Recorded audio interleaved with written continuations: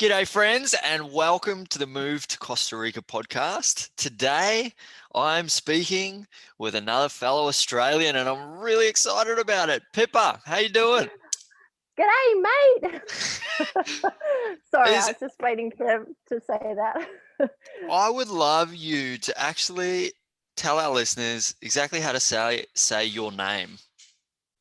Yeah, so my actual name is Philippa.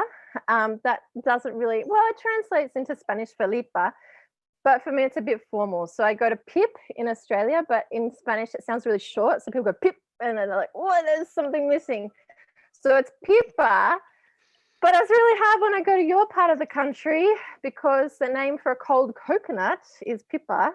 So there'll be people yelling out, Pippa, Pippa. And I'm like, yeah. And they're like, take the Pippa, it's cold, it's cheap. I'm like, no. So in Spanish, it's Pippa. In Costa Rica, it's Pippa. In Victoria, it's Pip. If I've been naughty to my mum, then it's Philippa. The full name if you've been naughty, always. Yes. Everybody can hear now, if they're an English speaker, that you are very Australian. That accent is still nice and strong, Pip. So well done. Yeah, I've toned it down a bit. But maybe if I speak to you, I could, gear it up a little bit. Yeah, we can. Tone it down a little bit.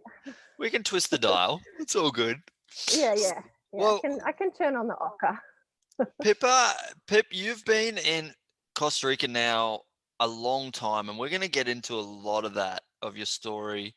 But we're going to start today hearing about your life in Australia before Costa Rica.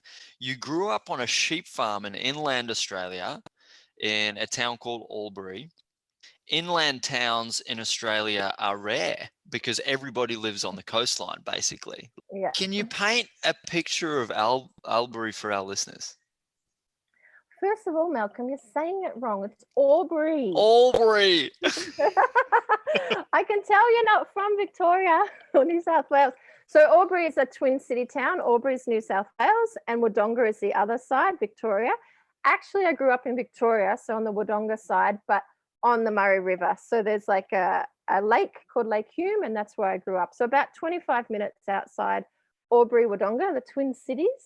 And yes, I grew up on a sheep farm there with my mum and my dad and my sister and some wonderful neighbors. So I had a pretty awesome upbringing. I grew up in a rural area, and now in Costa Rica, I also live in a rural area. The sheep farming in Australia is it's big business, right? It's a serious industry, and the last time I checked, there's like 50 or 100 million sheep in Australia, some crazy number. Yeah. However, was that the main sort of industry in Albury Wodonga? So Albury Wodonga is a pretty interesting place because it's a major kind of twin cities between Melbourne and Sydney. So there's universities, a lot of industry, a lot of places to study and factories and so forth. Our farm was pretty small, like basically a hobby farm for Australia, 160 acres. And my parents were also professionals. So they worked at a university, and my father was a computer programmer. So the farming was not our main kind of source of income. We grew fat lambs and we sold our wool as well every year. So I only grew up there, I would have to say, until I was 16. So at 16, my dad got a job overseas. I'm not sure if you knew that. And we moved to Bangkok. So I grew up on a sheep farm until 16. And like most young Australians at that age, I was really super into sport. So I played field hockey, played representative hockey, played soccer. The Australian Football Federation won't be happy with me calling it soccer, but I'm just going to keep it in soccer. So I played soccer, which at the time for young women, it was a very new thing. So there weren't that many women's teams. And I also played mixed futsal, so a five-a-side type of soccer. So my dad was a soccer player. He grew up in Scotland, and I really enjoyed playing soccer. I was really into the World Cup and everything. And anyway, he got a job in Thailand. So I moved from country Victoria to downtown Bangkok when I was 16. And it's kind of interesting listening to some of your podcasts because I think there's a lot of common stories with people in their youth going on exchange or having that experience overseas or traveling and then moving to Costa Rica. So I think you've got a PhD waiting for you there to do your research and kind of make the dots between people that have had those early experiences and then move somewhere as an adult. So yeah, when I was 16, we moved to Thailand, and I did year 11, basically the equivalent of year 11 in Thailand. I went to a British international school. And the people I went to school with, my best friend, Sherry, hi Sherry, she's actually a member of the Thai royal family. So there was a huge transition in my life. I was only 16. Looking back now, like at the time, you just ride with it. But looking back, I'm like, whoa. So I didn't even live in Oburadonga. Like that was the big smoke. I lived out on a farm where my neighbors were like across the paddock. I didn't see anyone. And then next minute we're living in the middle of Bangkok, and I'm going to a British private school with a like funny hat and like, you know, funny uniform. I'd been to a public school in Wodonga High, and next minute I'm at Harrow International School. So that was a huge shift in my life and a really amazing experience to be suddenly thrown into Thai culture. I went to school with Thai kids. My second language to learn there was Thai. So actually when I came to learn Spanish, I just, you know, bust out some Thai, and people were like, what is she speaking? And looking back in Thailand, soccer was really amazing because it allowed me to communicate with people without speaking. So after school, I'd go across the road and play soccer with all these Indian kids and my dad, and we didn't need to speak Hindi or Thai or anything, and we could communicate through soccer. So we were there for a year, and then we moved back to Australia, but instead of moving back to Albury-Wodonga, we moved to Melbourne. So I did year 12 in Melbourne, and it was a difficult time because no public schools would let me in. It was right at the end of year 11, and only one school would let me in. It was private, and they're like, yeah, we'll let you in for some money. And I was able to go to a private school, and then sport really helped me to make friends there as well. So I played on the softball team and on the hockey team, and they didn't have a women's soccer team. And now that school has an amazing women's soccer team with, you know, fantastic coaches. But my generation, so year 12 and 2000, girls didn't play soccer. And then when I was actually in year 12, I was studying listening to Triple J, and then that's when the door opened to my Costa Rica experience. From a country town to a crazy Asian city, back to a intense Australian city in Melbourne. Yeah, that's a lot school. of moving around. No wonder you got used to change. Yeah, and meeting different people from different cultures as well. That part you mentioned before about the PhD, it's so true. Like the experiences we have as kids and as teenagers, now that I've got two little kids, I'm seeing like, wow, that's everything, right? It just shapes everything about us. And in a lot of ways, we like don't have that much control over it. You were in Melbourne and an opportunity popped up to head to Costa Rica. So back then, people listened to the radio. It's so weird to think about like how we lived without our phones and without Facebook and without WhatsApp and without TikTok. So back then I was listening to the old school wireless and listening to Triple J, and there was a program about volunteering overseas for youth that didn't have experience or it wasn't any religious background, but you could go in a group of youth and help out in a different country for 3 months. And the program was run out of the University of Technology in Sydney. And what you had to do was actually fundraise for a full year and do a full year program of training and understanding about community development, and then have your volunteer experience. So the whole kind of concept was, before you leave, you tell your local community what you're doing, you fundraise, you raise your own money. You don't work for the money, but you fundraise for it. Then you go on this program, and then you come back to your community and report back what you achieved. And I was listening, I was like, oh, this is cool. And I decided to apply, and I was selected, and then we could choose countries. And it was like, well, you can go to India, the Philippines, you know, Cambodia or Suriname or Costa Rica. And I was like, ooh, I've been to Asia, and Asia is very easy to travel to if you're from Australia. I was like, ooh, Suriname, look at that place. Oh, well, they speak English. No, I want to challenge myself a little bit more. Costa Rica, like everybody, you know, what is this place? Is it an island? Where is it? What's Central America? Oh my goodness. So I was like, quick Google, I think we had Google back then, quick look, yep, I'm going to go to Costa Rica. So actually I finished my year 12 exams, and I took that year, my first year of university, to fundraise. I studied geography, community development, and geology at universities. So to pick Costa Rica, the geology here and community development is just like amazing. It was like walking into a textbook. Volcanoes, subduction zones, beaches. I was like, yeah, Australia, the landscape's very old. We're a very old continent. Everything's been washed away. It's like, eh. And then Costa Rica, really tectonically active. I was like, awesome. So I spent the full year fundraising and then got on a plane. But what happened was, I don't know how old you were, but September 11 happened with the Twin Towers and the planes crashed in, and then the world kind of was turned upside down, kind of like coronavirus in a way. You don't know what's going to happen. And the trip almost got cancelled. So that was September, and I was on the plane the 1st of December. And there was a really, really like high chance that we weren't going to go. And I got on the plane, but we didn't know what terrorism looked like. We didn't know who attacked. We didn't know what was going on in Afghanistan, but I was like, I'm going. So I got on the plane to Costa Rica the 1st of December, 2001, and was placed in a volunteer group. We met up in San Jose, and there were 60 volunteers, and we could elect what project we wanted to work on.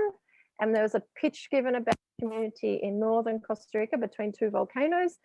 And they were running an ecotourism project in the rainforest, and they needed some people to come and build trails. So I applied to that one. And the next day I was on a bus with 12 volunteers. There were 6 Australians, 6 Canadians, which, can you imagine that? 6 Australians and Canadians together. So 12 of us, all between 19 and 21, and shipped off to rural Costa Rica. It was a great time of our lives. And what we had to do was we rented a house and we had to cook our own food and then go to work every day. And we worked in a rainforest. And this is a bit that I blush. The guy who got on our bus, who, the first person that we met, got on and said, "Hi, everyone. I'm Donald and I'm going to be your guide." And everybody just went, "Oh." And now I'm married to Donald. Yeah, it was a really amazing experience to work alongside and live in a small community for 3 months. We're actually based in a place called Bihagwa, which is where I live. I live about 500 meters from where I volunteered, maybe 600 meters. And the second part of our project, we were in an indigenous community. So in one of the Palenques Malecos, which is to the north of here in Tonhive, and I'm still friends with the people that we lived with up there. So it's pretty interesting because I came here very young. I was 19, and I've almost lived more of my adult life in this community than Australia.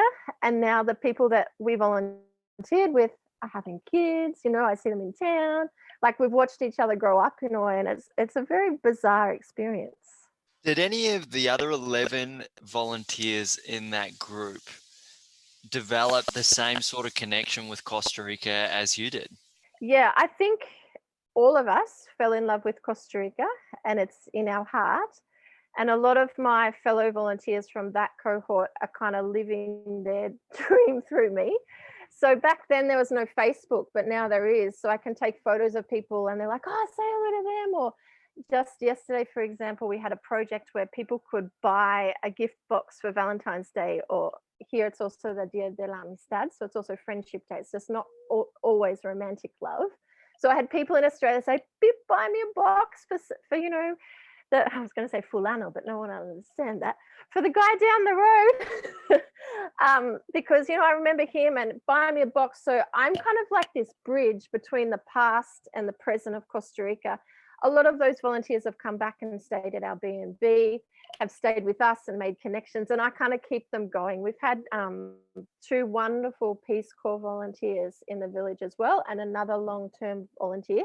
They're off doing their big career things. But I'm the one that they text and go, "Oh, can you drop into our Sarah's house and drop over this?" Or, "Oh, I got locked out from my bank because I'll have a bank account here, and can you do this?" So I'm kind of like the bridge between the two.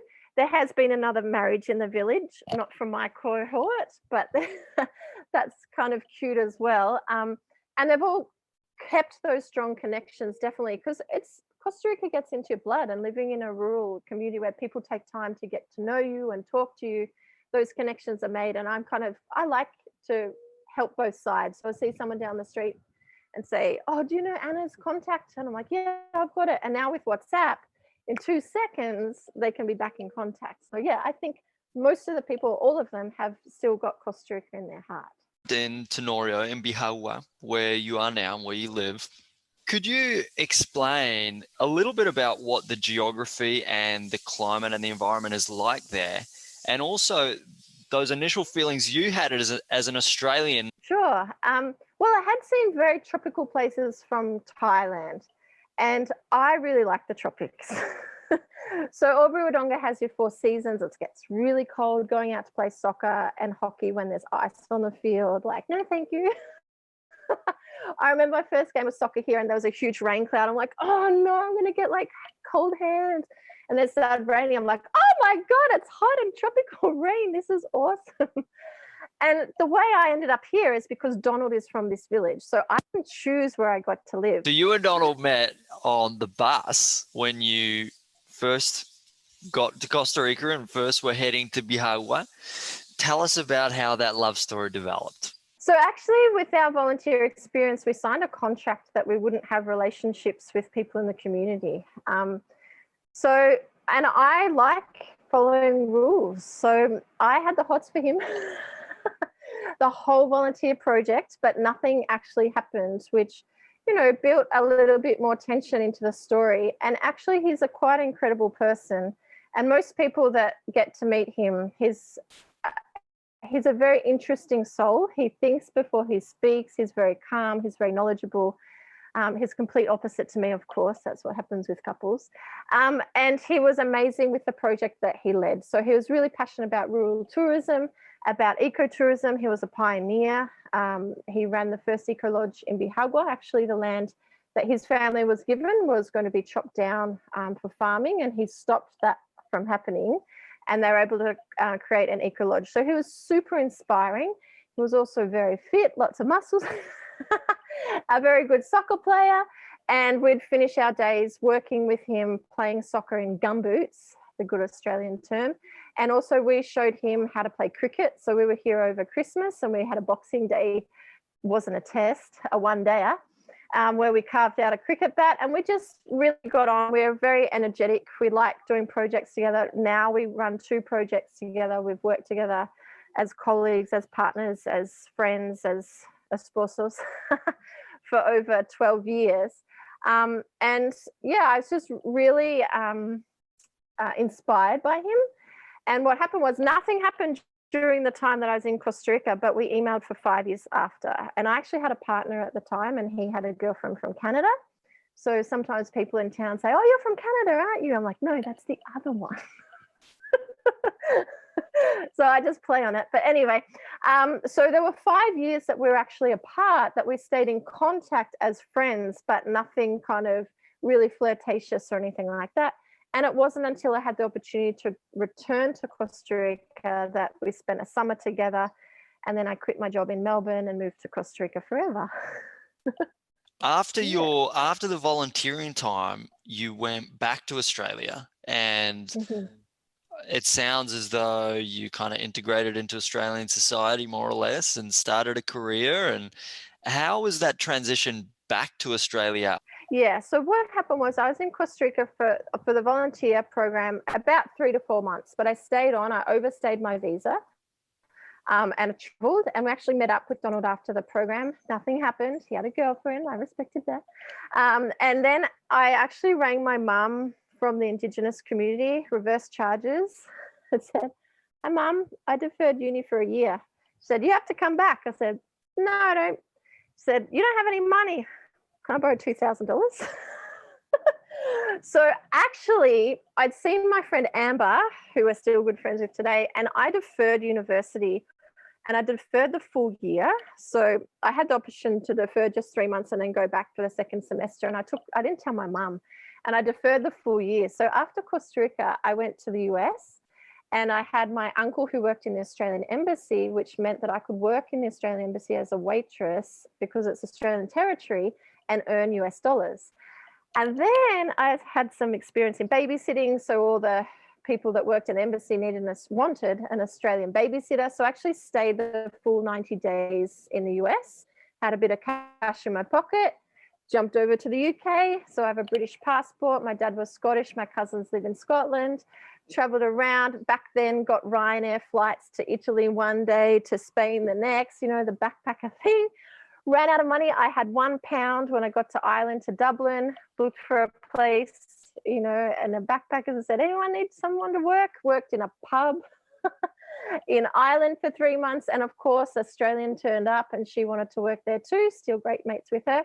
And we worked in Doolin, a place in County Clare in Ireland for 3 months. And then we hired a car and traveled around. I had an around the world ticket. And it got to the point where I kept putting my flights off to Australia and I had to take the flight back. And I was in Europe and I was like, oh, I really don't want to go back. Like, I don't want to take this ticket. But the way I'd traveled around the world meant that I was going through Thailand on the way home. So when I was there 16, and then I was going home when I was a 20-year-old and going to see all my mates that I went to school with. So it was really great. I went to Thailand, went back to Australia, and to tell you the truth, the reverse culture shock was tough. I'd done 1 year of university and then I had to knuckle down and finish my degree, and I hated it. I'd be sitting in lecture theatres going, la, la, la, boy, you know, but I tried to make the most of it. So I lived in crazy share houses. I rode my bike around northern Melbourne.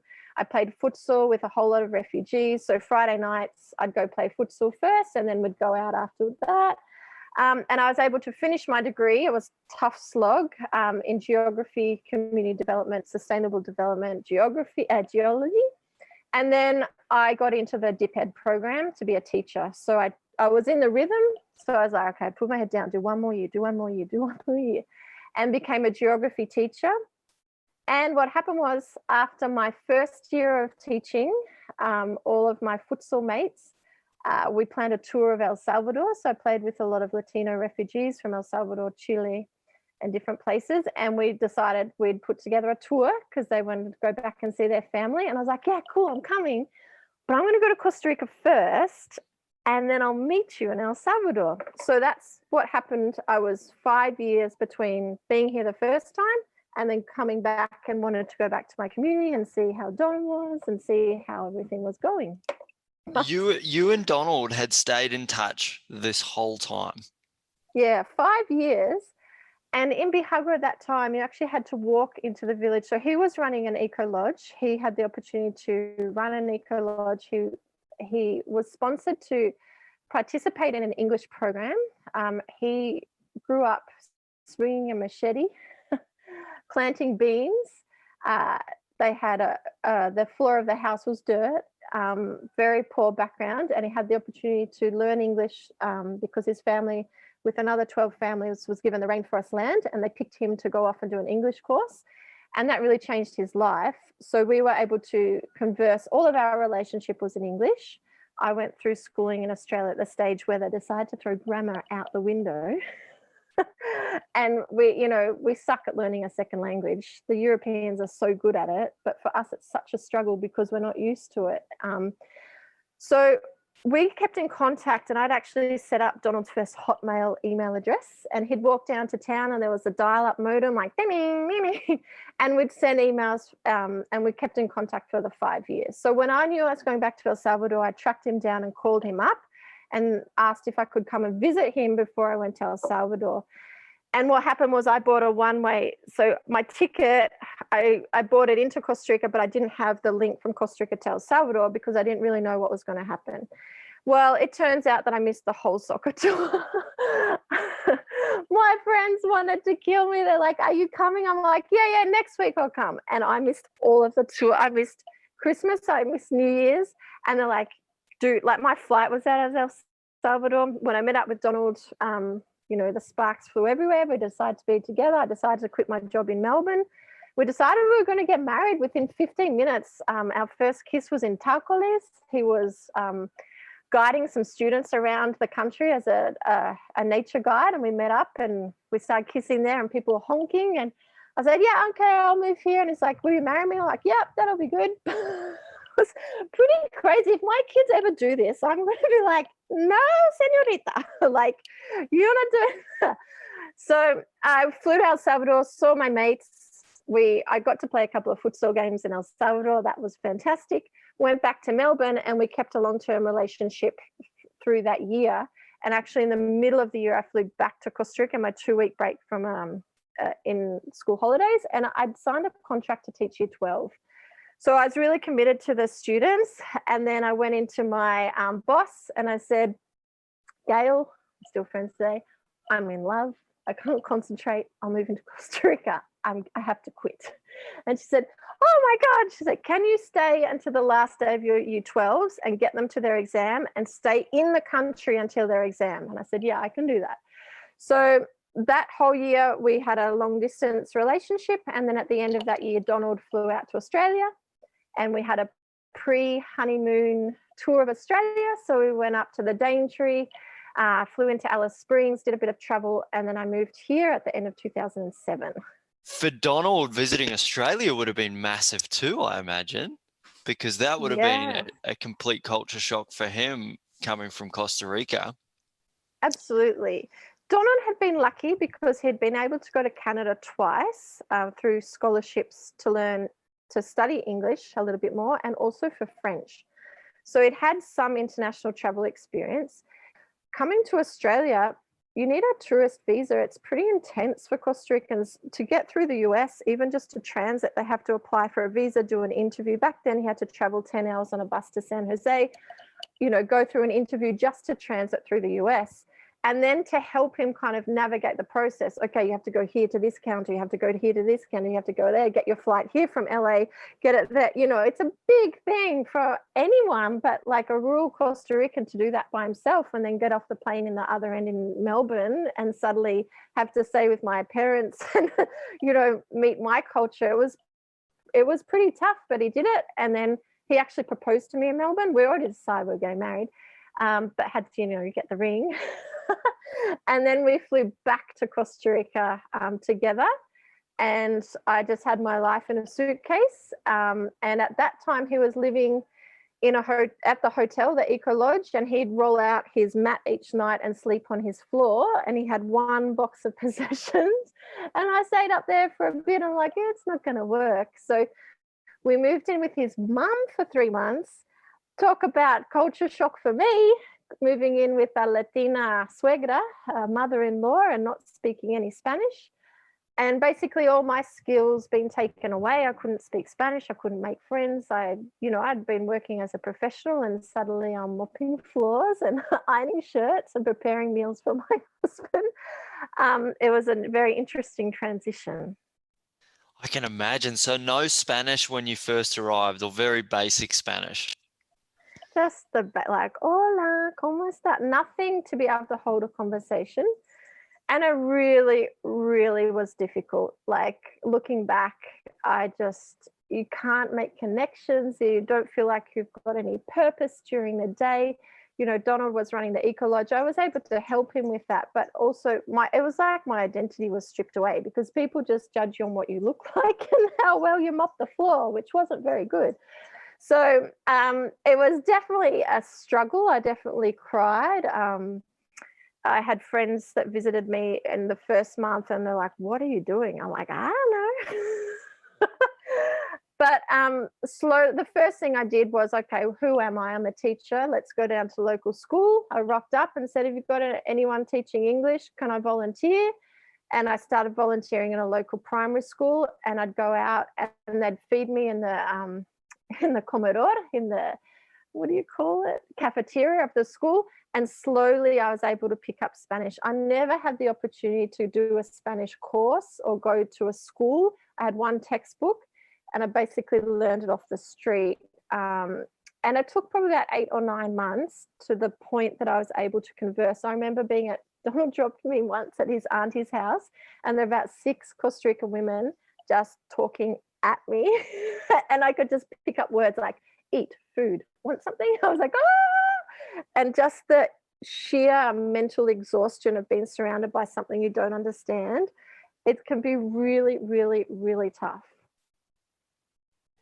It can be. I remember the first time before I spoke Spanish that I was speaking to, I was with someone who only spoke Spanish, and they were just talking to me as if I understood completely like direct, having a full conversation with me in Spanish that I didn't understand like one word of it. And it actually made me realize that a lot of people who only speak English do the exact same thing when they go to a foreign country. They speak to someone who doesn't speak any English and they just try to speak slow and clearly. And it's like, no, if you I don't don't get understand it. anything, like you just don't understand anything. There's nothing being comprehended. Yes, I understand that stage and remember that stage. And it was really, really, really tough. And then the second stage where you kind of understand, so you can talk back. So then people go, oh, she gets it. And I'm like, oh no. And I'm still stuck like in my mind translating what happened over there, but the conversations moved that way. And I'm like, oh my God. So finally now, and it's incremental. It's not like you get a certificate and go, well, now you're an intermediate and now you're advanced because you're not studying. So it's like a kid, like grow up, before your eyes, but you don't notice the huge jumps.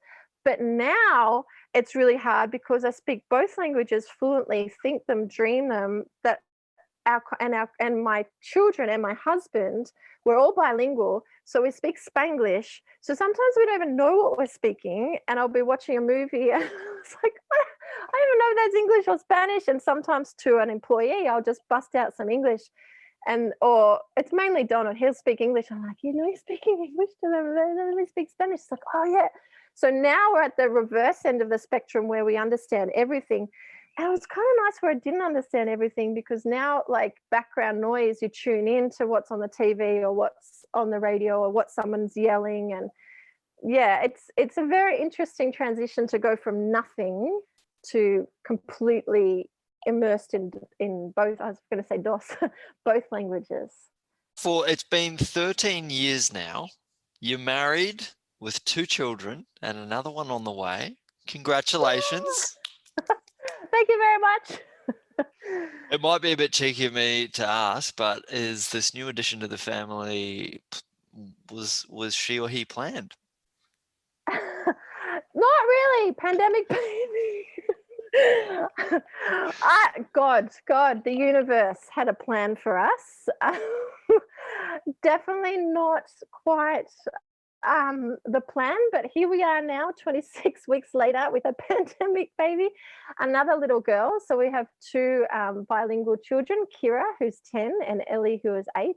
And actually, they were both born in Australia. So this is a whole new experience for me, going through the pregnancy, thinking about birthing options when I live in Piragua. I've got Upala, Cañas, Oliveria, but being very back out of my comfort zone because both children were born in Australia. And we did that for their future. So they have Australian passports, citizenship, access to Medicare, education. And back then they had the baby bonus. So the government actually paid you some money.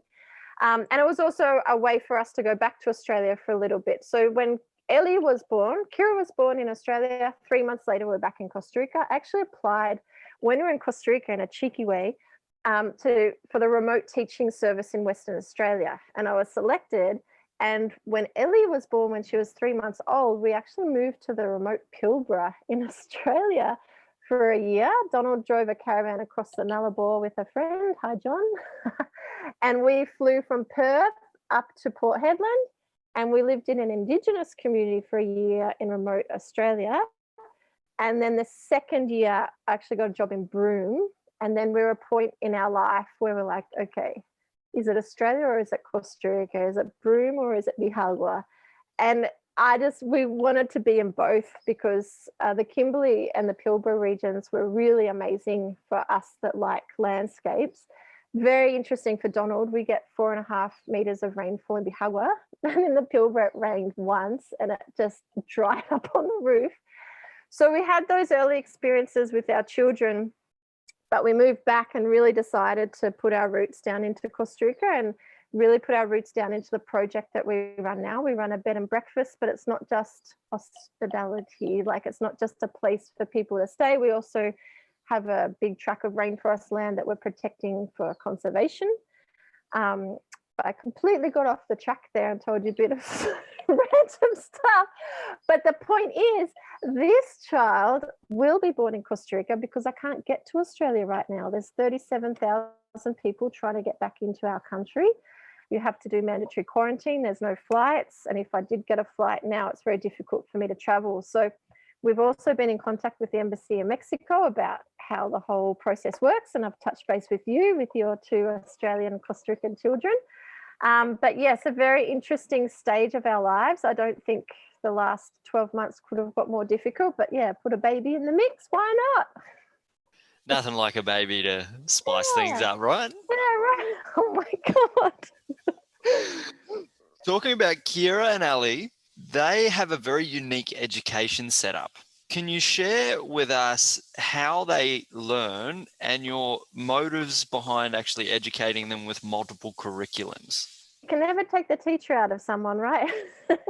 And we live in rural northern Costa Rica, and then there's no bilingual schools around here. There's no private schools around. But we also really appreciate the local culture and community. We're very integrated to local community. Sometimes I forget that my face looks like this because I've been here so long that I'm just old wood in the tent. It's people are like, ¿Cómo está? Muy bien. And we send our kids to a local public school here in Costa Rica. However, because they're both born in Victoria and they're away from Victoria, they were able to be enrolled in distance education from Victoria. So Kira, for her first couple of years, did both. So she went to the public school here, and then in the afternoon, she was able to connect and go through prep and grade 1 online from Australia, which was just incredibly brilliant. Like, oh my God, it's so lucky because I don't have to plan, that she had teachers and so forth. Unfortunately, our businesses and projects have increased so much that I wasn't able to keep up with the tutoring through the Australian Victorian system. But what I've done is get all the textbooks, and a couple of my friends have put them online in different online programs. So they're doing science, maths, and English from Australia, and then they do all their Costa Rican work. With COVID, they hadn't been to school for over a year, and they went back last week, which is fantastic. And this week they're, to see their kids, all the protocols in place. It's really tough on kids, this whole COVID thing. Like, at least we've had our life, our young 20s. We understand this isn't forever, but for children, it's really strange. So they're back into the school here, which I'm really happy about. The schools in Costa Rica are full of so much love for the kids. You know, they know our family, they know where we live, they know my kids really well. And they're still supplementing that stuff with Australia, because I think it's really important they have their Australian identity as well. We haven't been back since 2019, but it's really important for us to make those trips back, see family there, understand culture. Right now, Kira's really into the Australian Open, which is really great because there's like shots of Melbourne and like the Australian commentary, and they're trying to keep up their dual identity. And we feel it's like, you know, our duty to them to make sure they still have their Australian heritage, but also really get into their Costa Rican heritage and understand what life and culture is like here. And within Costa Rica, you have multiple cultures. So the culture in the Central Valley is different from the north, different from your Guanacaste. And it's really important that they're completely integrated. You know, the saying is, it takes a village to raise a child. Well, the village of Yagua is raising our children. And it's really interesting because for them, they're bilingual, and other kids want to learn English. When I went to school, no one wanted to learn French or Japanese or Greek. It was like, second language. But Kira and Ellie have found a space that, you know, they're able to help other kids and be that connection between pop culture or songs or so forth. And they don't get angry if we say speak English or speak Spanish, you know, that we've got such a fluid thing going on in our house that there's no kind of, they don't feel put out by speaking one language or the other. And now being in hospitality and having people from all over the world, they can speak to kids from Europe, from North America and other places, because English is a common bond. So we're really lucky that there's been no resistance to speak in either languages. They're not teenagers yet, but at this point in time, they're very happy to speak both languages. I know other kids here who are totally bilingual in both languages, and it's not even like like they didn't really have to learn. Like they learned, but they didn't have to learn, because when you're a kid, it's that whole sponge thing, right? And learning a language as an adult, like you and I did, that's when you realize, like, whoa, it's a big deal, because your girls are gonna just have so many more opportunities open to them because of that. Absolutely. And Donald and I both learnt each other's languages as adults. And watching your kids grow up bilingual, a language isn't just about understanding or speaking, but it's how to interact in that culture. So there's things that you can do in Costa Rican culture that in Australian culture would be like, whoa. And things we do, you know, as Australians that Costa Ricans are like, what the? But being able to speak the language gives you an insight into those kind of ways to operate, because it's not just speaking the language, it's like how you go about asking something and how you go about doing something in the two cultures. And the language gives you that lens, I guess, to look through. It's not just being able to say, yeah, give me that, but how you actually go about it. So watching them is really interesting, because they have their whole Latina attitude thing, and then they speak to me and they'll speak, I beg your pardon, mum. Like, oh, that's so funny. But yeah, it's just absolutely beautiful. Nothing I can put into words to watch your children grow up with two languages. And when you haven't done so yourself, it's just, it's beautiful. You're making me dream about my future, Pip. Like getting all Well, excited. Well, my future's right future. now. I mean, life's right now. Exactly. I'm seeing that happen with our little boys, and it's beautiful. It is beautiful, like you say. It's really rewarding. Yeah, and wait till you hear them bust out like Costa Rican Spanish, like it's just unbelievable, like with no accent, and then just switch over to Australian. It's just like, oh my God. Like, yeah, it's an incredible thing. You mentioned before, you and Donald, you own and manage Casitas, Tenorio, B&B, bed and breakfast. But tell us what a guest experiences when they stay with you guys there. So yeah, we run a little bed and breakfast together. I'm like, you know, on Facebook today popped up a photo of 10 years ago when we first opened and we served breakfast in the goat shed. I stole a tablecloth from Donald's previous workplace. And like, we've been going for like 13 years now. We started with nothing and it wasn't ever a plan. So going back really quickly from living with a mother-in-law, we had to find a place to live. I was like, no, we've got to live somewhere. And we actually couldn't find a place to rent. And we rented one of the cottages on this property from a wonderful woman called Harriet. Well, we rented a month, 2 months, 3 months, 8 months. She knocked on the door and said, buy my property. I said, got no money. She said, pay me instead of the bank. I said, let's talk about it.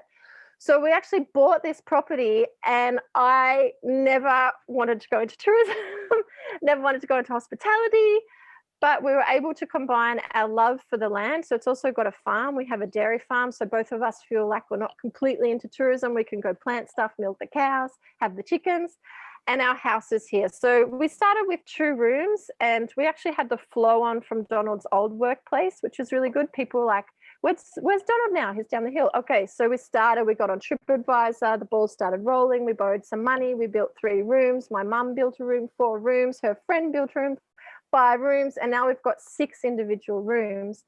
We went from serving breakfast in the goat shed to now actually number 1 on TripAdvisor for the best bed and breakfast in the country. So it's been a really big journey. Yeah, thank you.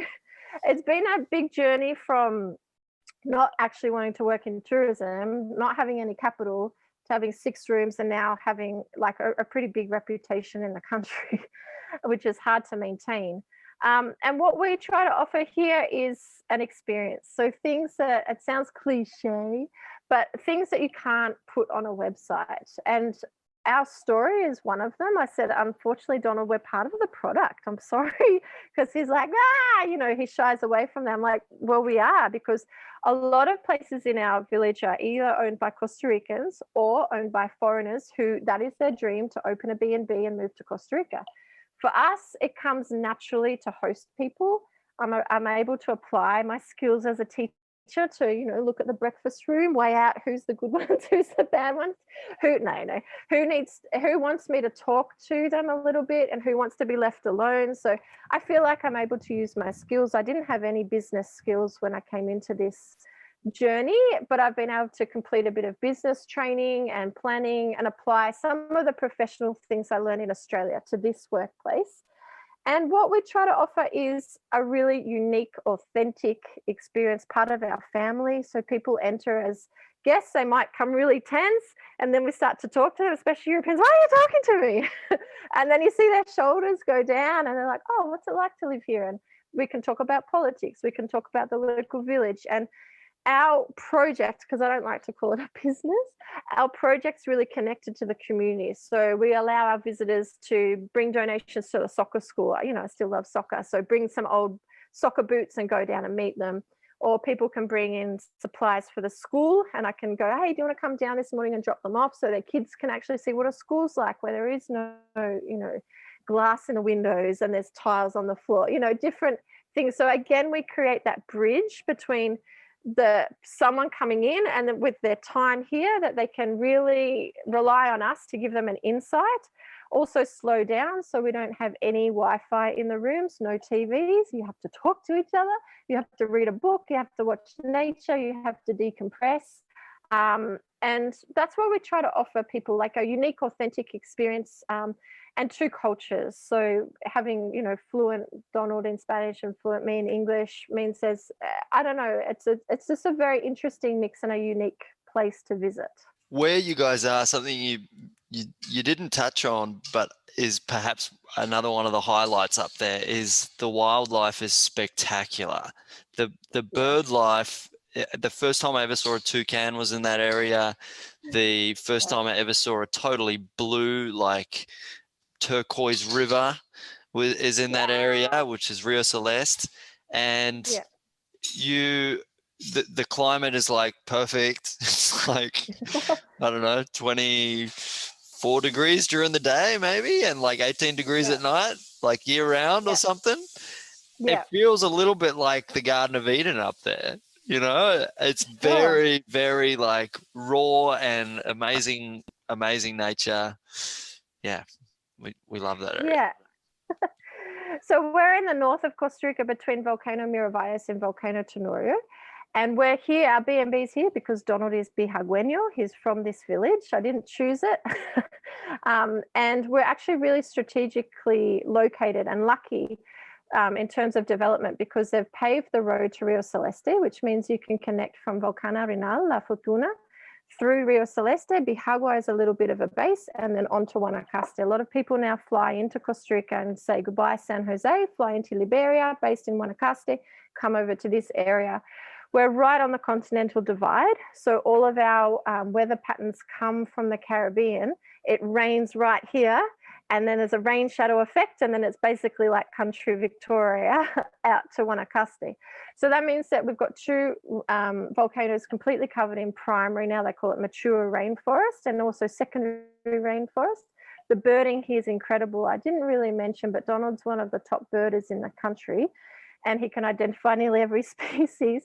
And on our property, we have two-toed sloth, three-toed sloths. We've got 3 species of toucans, and we've got howler monkeys. And our property, I didn't really speak about that, but we've been able to protect the forest here, so our guests can walk around without having to do a big hike and see a whole lot of, you know, nature concentrated right here. So I'm sitting in a room here, but in front of me, there's hummingbirds and there's butterflies and there's a sloth. Like, it's pretty incredible and wild. We have 4.5 meters of rainfall a year, which can be hard for an Australian. Like, rain again. But we can get out of it pretty quick. And Rio Celeste is the only river in the world that's bright blue, that has a waterfall like that. Just Google it. I'm sure all of your listeners would have heard of Rio Celeste. And it's 20 minutes from our house now. So all of our guests, that's the main reason they come here. But now we have a rule of minimum 2-night stay, because we encourage people to go on a chocolate tour, to walk in the rainforest, to make a donation, not just to use us as a landing pad. So we don't want to be just a place where people come in, go to Rio Celeste and go, but actually make a serious connection with the community. get to contribute to the community. So eat in town, go and do a tour in town, meet the neighbor, go and make tamales. We're involved in a concept called rural tourism and sustainable ecotourism. So we really believe that tourism does and can have a positive impact on a small community, and we want to be part of that positive change, not just like, yeah, give me your money, because if it was about money, we wouldn't be here because we don't have much money.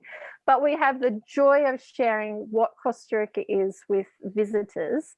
And what you touched on, the nature here is unbelievable. Like, it'll blow your mind. And our breakfast room, people don't want to leave. Sometimes I have people still at breakfast with other people trying to check in. I'm like, oh, they're still in their room because there's a toucan there. And can you imagine people from Europe? I'm sorry, Europe, but they have a lot of brown birds. And then suddenly they're at breakfast with a keel-billed toucan, like a rainbow Fruit Loop toucan. And people have cried. They've just sat there. And one man recently said, I've never stopped and watched birds in my life. He lived in Manhattan. And I was like, what? And he's like, I've never turned my phone off and watched a bird. And I was like, wow. So yeah, nature plays a really big part in the experience that we offer here. And I'll just quickly add that Donald's involved in protecting the habitat of the endangered Baird's tapir, which is the biggest mammal in the rainforest. And 20 years ago, he actually bought a piece of land, and Hugh had to hike 3 hours to get there. And now the road to National Park actually cut our farm in half, and we have a nature reserve. And the idea is to let people go in, but it's not open to the public. You have to reserve beforehand. Really unique, authentic experience in the rainforest with Donald. And you can track the tapir. We don't sell tapir tours, but you can see the habitat where it lives, and you might be able to see a tapir. Have you seen a tapir before, Malcolm? So I watch these YouTube videos with my little guy that show all different animals and the sounds they make, and a tapir is one of them. But I haven't seen one in the wild yet. Yeah, and I would really like to. So when we come up, yeah, hopefully we can go see one. And we can go and see where they live and maybe catch a glimpse. But that'll change your life as well, to see a mammal like a small pony size with a long snout and actually know what they're doing in the forest. So they're one of the only species that can disperse some of the important rainforest trees. It's just incredible to be involved in conservation as well in the local area, and let people have that experience of basically stepping into the rainforest and not having other people there, which is really amazing. Based on the extremely unique upbringing that your daughters are having, what sort of life paths do you think they have ahead of them? Yeah, it's so interesting. It's a really wonderful question to ask, because if I had the crystal ball and someone said, "Ooh, you're going to live in Thailand and you're going to move to Costa Rica," and all of the things that happen, I'd say, "Oh, that's not possible."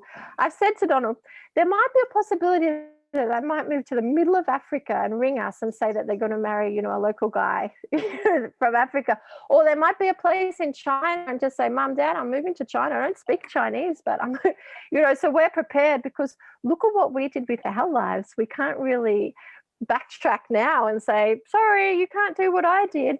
I just hope that they're able to have the connection with Australia still. It's so far, Malcolm. To get to Australia is so far. And expensive. And now we've just gone from 4 to 5. Like 5 people on a plane to Australia, you're talking $20,000.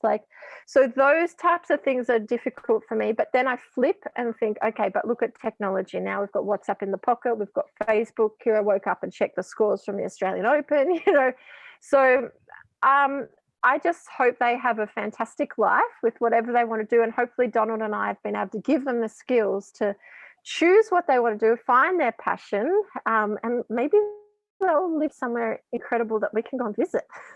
Who knows?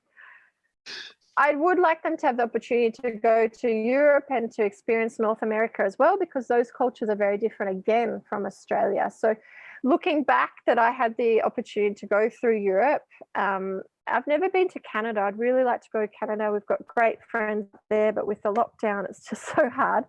But I'd love them to be able to travel, because I think it's so important to go and experience life in another culture and really put yourself in a position of vulnerability and minority. I think it's a really cool thing. And, you know, I turned 40 soon. Oh my God. And I'd really like to take them. Yeah, it feels so old. But I'd really like to go through Europe with them and just give them that taste of Europe and history, and also go back to Thailand. Now that I'm pregnant, I'm craving Thai food and authentic Thai food. So it's very hard in Costa Rica, as you know. So I would love to be able to, as a family, go to Europe and Asia, and then just let our kids kind of travel after that and experience different places after that. And for them, like, it's also scary growing your kids up in a B&B. You're like, ugh. But we've got a world map down there, and, you know, someone's like, I'm from Slovakia, I'm from Slovenia, I'm from here. Or this woman just came recently and said, yeah, I'm working with the UN in Africa, and my kids are there. Like, which country? So just even having the map on the wall and having that concept of different cultures, like, their exposure at their age, I never had that. So I was living on a farm in rural Victoria. I didn't have a map on the world and someone that, you know, was working in Africa just drop in. Like, but for them, it's completely normal. They're like, yeah, hanging out with some kids from Switzerland, you know. I'm like, oh, okay. So hopefully those experiences and meeting guests will also help them understand different cultures. And a lot of our guests, it's very interesting, now that we've got established our business, they're repeating. So a lot of people love coming back to Costa Rica, and we'll just keep coming back. So we've been able to establish these long-term friendships and relationships with guests, which wasn't the plan, but now they're on WhatsApp and they're like, hey, what are you doing? And what's Kieran Ellie doing? And they'll FaceTime with the kids. And that's a really amazing thing too. So who knows where it'll end up and what it'll lead to. Pippa, it's been such a pleasure today. I've just got 2 more questions for you, and then we're going to wrap up. Yeah. First question is, where can people find you online? Not on TikTok. Oh my God, Malcolm, you're so famous. I just had to put this in. So I was walking down the street in good old Bihagwa, and this guy comes up to me and says, you're from that country, but that guy's from. I'm like, which country and which guy? You know, the TikToker, the best excellent hero here in the country, the most amazing guy. I'm like, you mean Malcolm? Yeah, you're from that country. I'm like, yes, I am. I'm from Australia. So unfortunately, I'm not on TikTok, but I do love your videos. Maybe I'll get there, but I'm from a different generation. We are on Facebook, Instagram. We have our own website, and we're also on TripAdvisor. So Casitas means small houses because all of our rooms are bungalows, and Tenorio is actually the name of the volcano that we're on. We're actually on the volcano where we are now. So casitastenorio.com, bed and breakfast, just look us up. And it'd be lovely to have people, you know, touch base and say hi, and even come and visit us and stay whenever you're in Costa Rica. Or if you already live here, please come up and say hi, because, yeah, we love receiving guests. Any words of wisdom, Pippa, for those considering Costa Rica as a place to make their life? Where do you even start, Malcolm? All of your other speakers have touched on all of the right things, you know. And what my recommendation to anybody thinking about going anywhere in the world is, concentrate on your own story and your own passions, and don't compare your life or your experience to anybody else's. And Costa Rica, you shouldn't have asked that question, because that's like a full hour of just answer. Yeah, that shouldn't be my last question. Here I am, like, no. This is a terrible way to set that up as the interviewer. I'll work on that one. No, it is. It's a fantastic question. Costa Rica is an amazing country. You know, politically, it's very sound. People are very friendly. You know, all the things your other speakers have spoken about. The culture is fantastic. The lifestyle, the pura vida, everything. But have a go first. You know, don't just pack everything up into your bag, and, you know, come down a couple of times and rent and get to know people. And really, the language is the most important, and interacting with local people is going to change your life. Thanks again for today. It's been an absolute pleasure. Pura vida, no worries, mate. I've got my flags here. Oh, the flags. That's the best. Yeah. I've got one for you. I actually made you a present. Is it still recording? You made me a present? Yeah, we're recording. Yeah. This is a mask. Oh my gosh, that's the coolest mask ever. Costa Rica, Australia. We've actually made them for your whole family, the kids as well. So now you have to come. This one's yes. not yours because yours is sealed, but yeah, imagine that. No one else in the country. I paid a local woman to make them for us so we can be patriotic. That is the But coolest now you have thing. to come and get your That is the mask. coolest thing, Pippa. That is so cool. Yeah. Oh, thank you. Well, come Yeah, get your we'll be mask. up. I'll be driving up there quick. That's All an right. amazing mask. All right. No worries.